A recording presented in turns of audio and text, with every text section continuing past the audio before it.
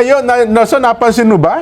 Marami ng mga sangay ng ahensya ng pamahalaan na meron ng kanilang opisyal na tagapagsalita. Aba, ganun ba? Hindi pala sangay. Anong ba tawag doon? Well, mga tanggapan ng gobyerno na kumuha na ng mga kanilang tagapagsalita. Dati, ang Kamara de Representante, mga mababatas. Parang schedule sila every ganitong araw. Pero ngayon, meron na po silang official spokesperson. Yes. Yung kahapon, pinakilala natin, di ba? Yan. Attorney Bukoy. Naku, ang ganda ng pagkakapakilala sa kanya. Mukhang 41 years litigation lawyer at mukhang ang kanyang credentials ay talagang kapag nabasa mo ba, matindi ito. Pero isang araw lang ang nakalipas, Dawson, nakita mo ba yung mga social media ngayon? Lahat ng kanyang sinabi, dinibunk. Ganun ba? Dinispute. Bakit? Ano ba yung mga unang ng kanyang mga kapwa-abogado. Pero alam mo kasi, di ba, ang isang abogado, na tayong dalawa, para sa abogado, meron, kahit tayo yung magkalaban sa, depensa ka, ako naman ay prosecution, minsan may mga pagkakataon na tayo nagkakalaban-laban sa mga kaso, pero hindi darating sa punto na i-dispute ko yung sinabi mo, mali ka dyan, o kaya naman, di ba? Kasi meron sila, anong tawag doon? Meron silang tawag doon, parang galangan sa isa't isa Di ba? Parang ano yan, code of conduct. Yung parang gano'n, no? Code of conduct ng isang abogado sa isang kapwa-abogado. Pero tungkol naman sa batas, walang problema yon. Well, hindi tama ka naman. Kung personalan, yun ang hindi po pwede. Pero kung sasabihin mo na magtatagisan sila ng talino at ng argumento, magkaiba sila ng argumento tungkol sa kahulugan ng isang batas, okay naman yun. Doon sa isang abogado, hindi mo na maalis yun. Hindi mo maalis. Kasi kung 40 abogado ang kausap mo, magtanong ka ng isang batas, meron din pong 40 malamang 30 pa nga Sobra pa. Ang problema ay yung ginawa ni dating attorney, Larry Gadon. Ayun. Kasi kung siya ay magpaliwanag at mag-argumento, may mga hindi magandang adjectives na ginagamit na patungkol dun sa tao Ay tinanggalan siya ngayon ng di ba? Na-disbar siya ng Korte Suprema. Ganun na mangyayari kapag hinaluan natin ng personalan ang mga argumentong patungkol sa batas. Isa sa mga dinibunk dito kay Attorney Bukoy, paraan niyang hindi practice ng isang abogado. Bantakin mo, ang una mong binanatan, yung judge. Senator Judge. Tama. Bilang isang kang abogado. Ikaw pa naman ang prosecutor. Tagapagsalita ka pa ng prosecutor, di ba? Sabi sa isang abogado niya, yun ang kahuli-hulihang gagawin mo. Kung kami nasa proper court, Kasi manliligaw ka ng desisyon ng hukom kung itapantakin mo, unang salang sa mamahayag. Ang unang binanatan na ganyan, yung Senator Judge na hahatol doon sa kanyang hinahawakan nilang kaso. Kahit pasabihin na natin ito ay hindi naman talaga maitutulad ng 100% sa isang court proceedings, pero yun po talaga rin ang sinusunod diba? Totoo naman. Yung kortesiya sa isang hukom sa korte, dapat ding ibigay mo. Hindi mo pa pwedeng sansalain ka agad. Diba? At sa ating hindi pa nga nagsisimula yung trial. Hindi pa nga. Totoo. Yun ang kumbaga, di ba tayo naman nagko-cover tayo ng mga hearing, court proceedings. Minsan ng abogado, kung hindi mo gusto, mag-file ka ng petition para sa inhibition ng isang judge. Kaya pwede mong mag-file ng motion for kung ano man. Diba? Inhibit siya sapagkat sa tingin mo bilang isang abogado ay impartial ang judge na ito. Pero para banatan mo siya sa media at sa isang ganitong pampubliko pamamahayag, mukhang hindi niya practice. Out of line. Sabi nung ng DOTR, ayon sa Department of Transportation, ano yan, kolorum. Wala kang linya. Bakit ka pumapasok dyan? Kagaya ng taxi na nandun sa airport na niningil na napakamahal, Sila pala lahat doon walang Kolorum pa. kolorum pala sila. Out of line pala. At ang laki ng multa nun, pag sinabi kang kolorum ka. Di ba? At pangit naman sa isang abogado na maging kolorum. Yun na Diba? nga. Oo. Hindi kasi ang isa sa mga puntos din na binabanggit doon, may bantakinwaan niya. Ikaw ay tagapagsalita ng prosecution panel. Parang hinatulan mo na kaagad yung isang senator judge. Ang unang hatol mo mali yan. Labag sa konstitusyon yan. Di ba? Di ko lang po alam ha. Kung ano ang mga iba't ibang pananaw ng mga abogado. Ang kaibahan kasi ngayon, Nelson, di ba, kapag ka ikaw ay nagsalita, naka-online At anytime, pwedeng balik-balikan ng kapwa mo abogado at na kung sino man. Kung sino man, ang lahat ng mga sinabi mo at doon, makikita ko ito ba'y tama o mali. At pwede nilang tutulan. At kung minsan nga, baka mali pa yung nasabi mo. Hindi katulad Diba? nung araw, walang social media. Oho. Pagka nagsalita ka, ang pwede rang makapag-salita laban sa'yo. Oo. O kaya ay sansalain kung mali ang sinasabi mo, ay yung Oo. kausap mo. Ayun, Habang kayo tama. naka-broadcast, di ba? Totoo yun, O oo. habang inilalathala yung sinabi mo, kinabukasan pa. Yun, oo. O sa dyaryo, di ba? At saka, Ngayon, hindi. kung sa korte naman, titingnan mo pa yung minutes. Oo. Di ba? Pero ngayon, recorded na kasi lahat Di ba? Kaya dapat mas maingat ngayon. Yun na nga, mas maingat tayo. At hindi natin pwede sabihin, nako, ito agad. Ang ganda kasi ng, kumbaga, pag binasa mo nga yung credentials, mahahanga ka talaga, no? Pero ngayon nga, mukhang, pag tiningnan mo yung mga komento sa kanya, mukhang marami ding puna. Ewan ko lang, kung ang mga tumingin naman, baka meron din namang kaparehas niya ng linyada. Ito pa Diba? ha? Oh. Meron pa siyang isang banat dyan na marami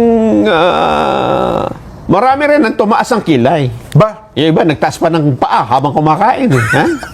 Yung ibang araw ata, naglaglag sa hagdan Nalagdan. Iba, natiwarik pa sa upuan Si ano yan? Si Atty. Si Atty. Bukoy pa rin. Aba, ganon? Alam mo ba nang sabi niya na makatutulong sa ekonomiya ang mabilis na paglilitis ng impeachment case ni VP Inday Sara. Ganyan. Ibig sabihin, gaganda ang buhay ng mga Pilipino. Oo. Ibig sabihin nito, kasi gaganda ang ekonomiya, magmumura mga presyo ng bilihin. Ha? Ganon. Hindi, parang ano ata, parang reaction niya ata yan sa pahayag ng isang business community. Oo. Business group ata yan. Oo. Well, kung ano na naging pahayag, sinang-ayunan niya, mukhang para sa kanya, ay tama yung statement na yun. At hindi pa ito, ha? Oo. Ang sabi niya, siguro mas maganda pakinggan na natin Ano ba tayo? Oo, Boses, sige nga. meron. O, sige nga. O, Si baka- Attorney Antonio Bukoy tungkol sa epekto ng impeachment trial sa ekonomiya ng Pilipinas. Sige nga po. A swift trial will address the issue of stability, the issue of investor confidence in the Philippines. Kasi po, habang tumatagal ito, habang naaantala, habang lumalawig, nagugulan ng tao. Anong ginagawa ng tao? Nagagalit, nagrarally, nagpoprotesta. So, sa foreign investors, hindi po maganda yan. Ang gusto ng foreign investors, stability. Pangalawa, nagdadigress ang atensyon ng Senado sa halip na sila ay makagawa ng mga batas na makakatulong sa ekonomiya. Ayon po sa rules of impeachment, ang impeachment should be given priority. At a certain hour, they should stop their legislative work and conduct the trial of the impeachment. So, nakahati yung atensyon. So, hindi ho maganda yan. Dahil yung paggawa ng batas na makakatulong sa ekonomiya ay naaantala. So, mas mabuti na maging swift, maging mabilis yung paglilitis. Para investor confidence is assured. Ayun, yun ang kanyang punto, Nelson. In the first place nga, Oo. sinabi na nga natin ito. na hindi magandang impeachment eh, di ba? Hindi, sinabi mismo ng Pangulong Bongbong yun, Nelson. Oo. Ayaw niya ng impeachment kasi makakasira lang ng atensyon yan. Tapos- Yung impeachment per se, Oo. hindi maganda sa ekonomiya ng ating bansa. Lalo na sa panahon na ito, di ba? Oo. Ngayon, ipinail nyo ngayon dito, Oo. mamadaliin mo, bibilis-bilisan mo, pwede ba yun na, Oo. bilisan nyo, masama sa ekonomiya ito. Oo. Hindi pwede naman Masama yun. pala sa ekonomiya ito. Oo, kasi kapag ka binilisan mo at hindi mo na sinunod ang mga due process, Ay, nako. lumalabag ka naman sa mga panuntunan, di ba? Oh, ewan ko nga. Kaya nga Oo. sinasabi ko, si Atty. Bukoy, alam naman niya yung due process of law, di ba? Yes. Yung karapatan ng nasa defense at karapatan ng nasa prosecution. Oo. Hindi mo pwede sabihin, uy, pwede ba 3 oras mo lang tapusin yan, ha? Oo, hindi pa pwede yun. Ah, nako. At saka yung mga magpapile pa ng mga motion. Yan, oo. Motion to extend, to reply muli. Oo, kahit pa sabihin mo yan ay delaying tactics, karapatan yan. Oo. Di ba? Oo. Kahit pa sabihin mo, well, yan ang strategy nila eh. Di ba? Masasabi mo Kaya nga. bang, oy, bumabagsak ang piso natin. Oo. Huwag na kayong gumamit ng delaying tactics. Yan, sino sisisihin mo doon, di ba? Una bes. Una, bakit kayo nag-file ng impeachment? Yun Alam nyo ang- namang tatanggalin lang naman yung vice presidente dito, Yun di ba? ang sinasabi Oo. natin. Kung gusto mo ng accountability, ba't hindi nyo naman lang kinasuhan kaagad, di ba? Oo. Ayun pala ang, alam din naman pala nila na ang impeachment ay makasasama sa ekonomiya. At maging yung mga grupo nga ng negosyante, Nelson, yun din daw ang sinasabi. At yun nga rin daw ang kino-quote nitong si Atty. Bukoy. Yun nga, oo. Di ba? Bakit hindi kayo nagsalita nung hindi pa na ipapile yan, di ba? Yun. At ngayon, gusto natin, madaliin na kagad. Oo. Sabi ng mga senator judges, teka lang, mukhang gusto nyo yata, kayo na ang mag-senator judges. ikaw na mag-senador. Di ba? Parang gusto mo yata, ikaw na ang tumungtong. Yun ang pinupuna ng kanyang kapwa-abogado. Sa impeachment trial niya, makahukom yan. Di ba? Kung ikaw ay prosecutor, alam mo dapat ang natatayuan mo. Ba't naman ang una mong binanatan ay yung judge agad? Yun nga, oo. Di ba? Para bang sila ang may kasalanan kung bakit tumatagal ito. Oo. Samantalang ang tagal na niyan sa House, hindi nyo man pinapile. Ayun, di ba? oo. Sa kabila nakalagay nga doon, pag tinanggap nyo, immediately, a-actionan nyo kagad. Oo. Nako. At the last minute nyo ipinail, di ba? Oo. Kung Kaya kailan yung magsasara na problema yung sesyon. Di ba? Ayun. Ngayon sabi ko nga sa iyo, Nelson, nagkakaroon na ng, ang tawag nila ay Battle of the Spokesperson. Diba? Merong spokesperson lumaban? Wala namang pero ibig sabihin, kanya-kanya ng pagalingan ng mga spokesperson. Ako kasi, inaasahan natin, sa ating karanasan, kapag spokesperson, tagalinaw yan. Diba? Lilinawin mo yung malabong issue, mga hindi nauunawaan, ganito ibig sabihin yan. Ngayon, ang nangyayari, may mga spokesperson na sa halip na tagalinaw, tagapagpalabo pa nangyayari, Nelson eh. Diba? Aywan ko lang po baka yun din ang napupunan ng ating mga kababayan. Sa bagay. Oo. Sa halip nga na mapahupa nila ang sitwasyon, gaya nung tagapagsalita ng HOR, mukhang galit na galit yung ibang senador sa kanya. Diba, pinararatangan niyang, ano sa tingin mo, kami na naman ang nagkamali? Kayo ang nagkamali niyo sa kamera. Dun sa dun sa legislated wage hike. Ayan, Oo nga. nag-react yung mga senador eh. At ngayong araw na ito, meron na rin palang tagapagsalita ang Senado, Nelson. Meron na rin. Anong pangalan nun? Yung nakita ko, nagpe-press con kanina eh. Sa yan? Sa impeachment din? Senate spokesperson for impeachment. Meron din. Siya yung spokesperson for impeachment. Dapat naipakilala natin ng tama. Ha? Ano pangalan? Attorney Reginald Tunggol. Ayun ba yan? Ayun, kita mo na. Akala ko si Reginald Tabiraw ng Bulacan. Attorney Reginald Tunggol ay nagpaano agad sa kanina. Press con. At yun nga ang unang-unang yun napuna. yung kanyang paggalang daw at pagrespeto kay Attorney Bukoy. Pero mukhang hindi siya sang-ayon doon sa unang-unang binanatan nga ni Attorney Bukoy. Wala ba tayong mukha ni attorney? Ipakita nga natin. Yung boses niya? Oo. Tungkol dyan sa sinasabi mo. Yung unang sigwada ng kanyang press con, yun ang ganda sinabi. Baka meron tayo. Meron ba tayo yan, Direk? Hindi ata nakuha ng ating mga kasama eh. Dapat kasi dalawang panig lagi. Ayun, oo. Di ba pwedeng isa lang nakita nating tagapagsalita. Yung pala, meron pa rin sa kabila. Baka sabihin ako, napaka-bias naman ng... Sa ganang mamamayan, bias kayo, napatayo pa naparatangang bias. Tayo po dito, sa malimit na pagkakaalam ng ating mga kababayan, tagapaglahad tayo, no? Nung magkabilang panig. Hanggat maaari, wala tayong kinikilingan, walang pinoproteksyonan. Yes. Serbisyo totoo. Tama. Serbisyo totoo na tayo. Ganun tayo eh. Di ba? At ipinapasa natin sa taong bayan ang sila ang maglilimi-limi nung kanilang mga narinig at napanood. Yun. Di ba? Oh. Meron ba tayo? Sayang, hinahanap pa raw. Nelson, ano ha? At dito nga sa usaping ito ng impeachment, ewan ko lamang, ano ha? Kung meron nga ba talagang mapapala ang taong bayan kung ito po ay may sagawa kaagad at sabi nila, matapos din sa lalong madaling panahon, Nelson. Ewan ko lamang po kung gaano kabilis yung sa lalong madaling panahon. Ito ba'y matatapos hanggang June 30? Sapagkat June 30 ng tanghaling tapat, iba na ang komposisyon ng ating Kongreso. At pwede sabihin nila na hindi naman sa amin yan eh. Ha? Yun. At isang panibagong debate na naman yun. Oo. Di ba? At yun magpapatagal pa rin, ha? Hindi na naman nila pwede sabihin, teka lang, huwag nyo nang pagdebatihin yan. Tanggapin nyo na kagad yan. Pwede. Sinimula na yan eh. Tanggapin nyo na, teka, mukhang hindi ata yun ang tamang reglamento. Yes. Di ba? Sabi naman ng iba, hindi, dapat malaman agad natin para masagot yung mga ipinaparatang sa pangalawang Pangulo at nang sa ganun may paliwanag saan niya dinala yung pera ng confidential fund at may paliwanag din niya kung sino daw niya ito, si Piatos, si Marian Rivera, si kung sino-sino pa. Para nang sa ganun mabigyan din niya ng pagkakataon na ang pangalawang Pangulo ay masagot ang mga paratang laban sa kanya.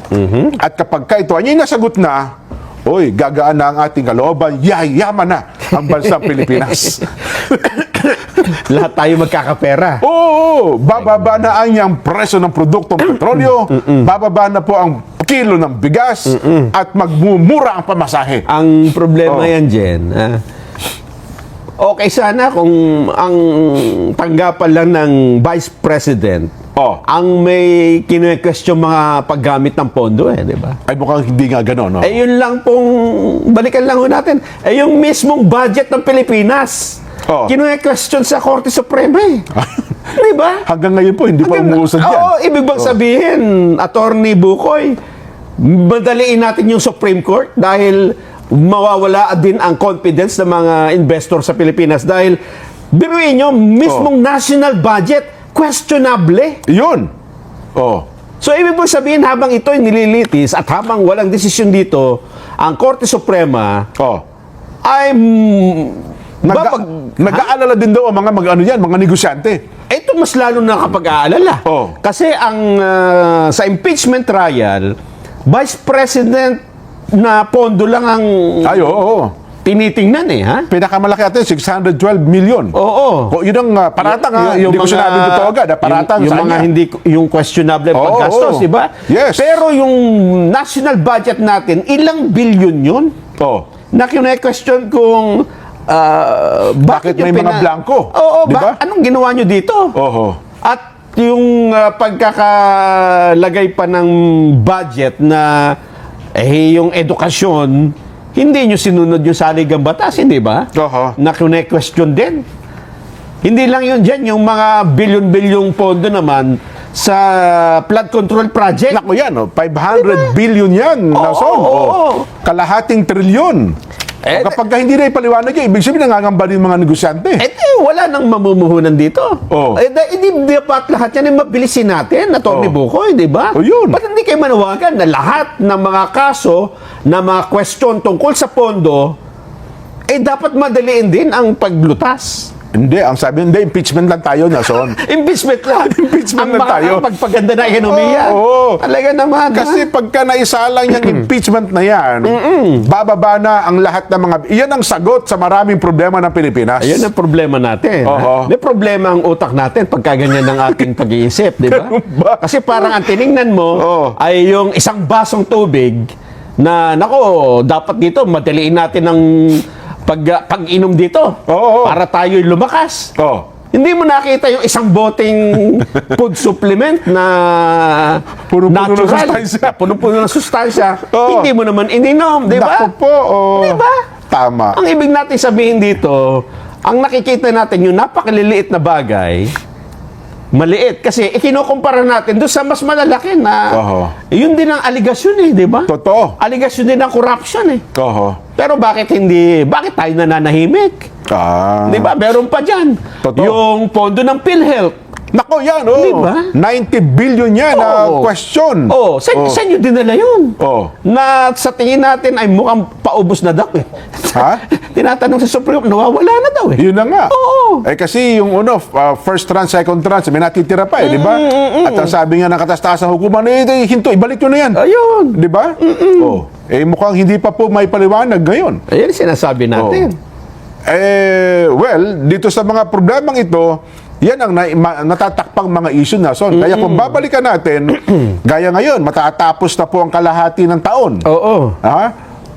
Nasa kalagitnaan na tayo, pero yung question sa ating pambansang budget, hindi pa po nasasagot. Yun nga. Oo. Oo. Ayan pala. Ito to. Nandito na si Attorney Reginald Tunggol. Sinasagot naman yung mga naging pahayag. Guwapong-guwapo pala. Oo, sabi ko sa iyo, sabi mo nga, ang spokesperson, dapat itsura pa lang. Pleasing. Oo. Para- Tapos hindi ka dapat laging paaway. Ayo. Diba? Mukhang yan na naging, anong tawag doon? Hulmahan Naging barometro, no? Oo, naging hulmahan ng mga sumunod na spokesperson ng gobyerno. Yes. Si Attorney Claire Castro. Okay naman itsura niya. Kaya lang lagi siyang paaway, di ba? Akala ko ang ginabanggit mo si Karen Meno. Ay, hindi, yun nga. Yun. Dapat mga ganon. Mga ganon, Malumanay magsalita. Oo. Hindi, yung pagka nakita mo, pleasing personality, Yan, di ba? oo. Pero mula nung ilagay nyo si Atty. Claire Castro, dyan sa Malacanang, yan ang naging batayan, naging standard ng mga sumunod, di ba? O si spokesman ng House, Ayan, paaway din kung magsalita. Oo. Yan si Atty. Bukoy, paaway din, di ba? Ano ba ang gusto natin dito? Rambulan? Awayan? Bardagulan niya Tingnan gusto. natin yung spokesperson ng impeachment trial nung Senado. Ng Senado. Pero pa sa boses yan? Kung baka ganun din ang itsura at pagsasalita. Wala, hindi. Pinakita lang daw yung yung video. Ganun ba? Walang sinabi Baka paaway din yan. Hindi. Ako sa tingin ko, nakita ko kanina. Malumanay magsalita. At saka mabait siyang sumagot. Oo Parang ayaw nga niya actually, halos ayaw niya i-dispute yung mga sinabi ni Atty. Bukoy hindi lang niya mapigilan. Hindi lang niya kasi tinanong sa kanya kung ano ang reaksyon niya doon sa naging pahayag. Pero hindi naman sinabing, naku po, yan abogadong hindi. Katulad ni Larry Gadon? Hindi ganun. Sabi niya, tama naman. ako sabi niya, kung ako ang paggalang ko po diyan, kasi alam ko po kilala din po naman natin isa hong veteranong litigation lawyer po yan. Hindi banat kagad na. Naku po, mga kababayan, kung ganyan naman po ang abogadong haharap sa atin, bakit pa natin kinuhang tagapagsalita yan, di ba? Kumbaga sa Rambulan, yun ang starter. Doon barkada ng mga bata. Meron lagi starter, no? Yun ang unang manununtok, tapos yun ang unang tatakbo. Yung nagkakabugbugan na, yun ang unang tumatakbo dapat ang spokesperson hindi pikunin, di ba? Wag. Tapos, sanay ka sa asaran talaga yan. Tinanong ka ng pabardagol, hindi mo babanatan din ng pag-ganon, di ba? May sagot sila dyan sa punto na ganyan. Sabi niya, hindi, from day one pa lang kasi ng Marcos administration, binanatan yun na ng binanatan. Ngayon lang sila kumuha ng isang tagapagsalitang sumagot. At nang sa ganun maramdaman nyo rin kung paano sinasagot yung mga banat ninyo. Ngayon anya, sumasama naman ang loob ninyo. Pumangit naman ang image ng Malacanang. Well, ang nangyari po, nagmukha hong palengke ang press office ninyo. Di ba? at ang katunayan, yung survey. Bagsak ang trust rating ng Pangulo. Kasi kung maganda ang ginagawa ninyo, dapat umaakyat, di ba? Yan. Yung pagtitiwala. Yung- Kasi malingaw yung messaging. At palagay ko, ito rin yung isa sa untenable condition na sinasabi ng mga nag-resign din. Ayun ba yung si Ana Marie Puon? So, hinuha mo, baka yun din? Mukhang sinabi nga niya, yung sabi niya dyan, yung J. Ruiz din ha? Hindi rin niya gusto yung mga style Oo, kaya talagang gano'n. Maghihiwalay talaga rin ng landas. Kasi hindi kayo magka-frequency, no? Hindi, oo. Ang gusto, communications strategist, ha? Oo. Yun ang posisyon mo. Isa So, sa ano yan? pwedeng siguro, first meeting nila, ganito ang ayusin natin, ganyan. Oo. Huwag tayong masyadong ganito, Oo. ganyan. Kumokontra yung, di ba, yung mas nakakataas. Yan. Hindi talaga yung magkakasundo dyan. Nag-resign.